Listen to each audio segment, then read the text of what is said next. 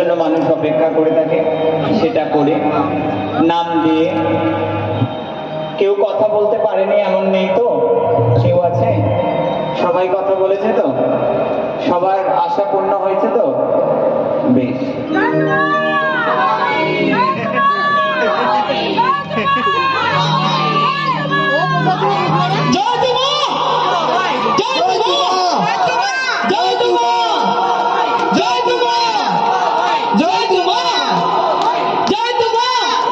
আমরা